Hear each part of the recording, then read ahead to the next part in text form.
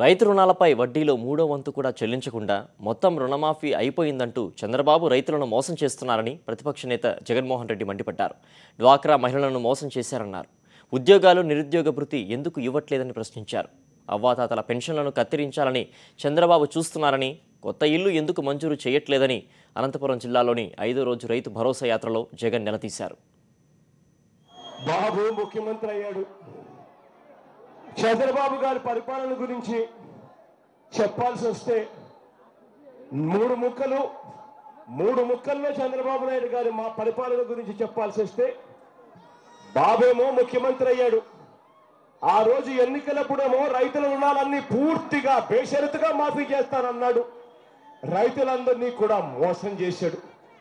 చంద్రబాబు నాయుడు గారి హయాంలో చంద్రబాబు నాయుడు గారు ముఖ్యమంత్రి కాకమునుపు రైతుల రుణాలు 87,612 కోట్లుంటే ఆ 87,612 కోట్ల రూపాయలు చంద్రబాబు నాయుడు గారు కట్టొద్దు అనంటే రైతులు కట్టకుండా ఉన్నందుకు, కట్టకుండా పోయినందుకు అప్పటిదాకా రైతులందరికీ కూడా పావులా వడ్డీకే వస్తా ఉన్న రుణాలు ఇవాళ అపరాధ వడ్డీ కింద 14% అపరాధ వడ్డీ ఇవాళ బ్యాంకులు వసూలు చేస్తా ఉన్నాయి రైతుల దగ్గర నుంచి.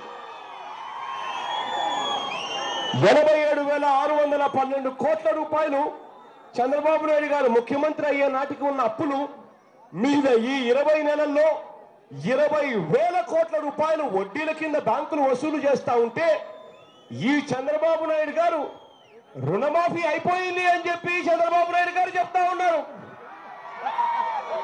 ఒక్కసారి చంద్రబాబు నాయుడు గారికి అర్థమయ్యేట్టుగా 2 చేతులు పైకెత్తి గట్టిగా చెప్తాం.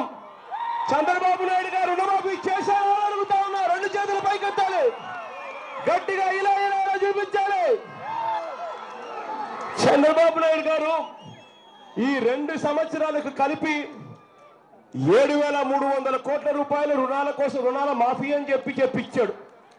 వడ్డీలే 20,000 కోట్ల రూపాయలు అవుతే ఉంటే ఈయన ఇచ్చిన 7,300 కోట్ల రూపాయలంటే వడ్డీలో మూడో వంతు కూడా సరిపోయే విధంగా ఈయన రుణమాఫీ చేసేశారు అని చెప్తా ఉంటే రైతులందరికీ కూడా ఇంతకన్నా దారుణమైన మోసం ఏది ఉండదు.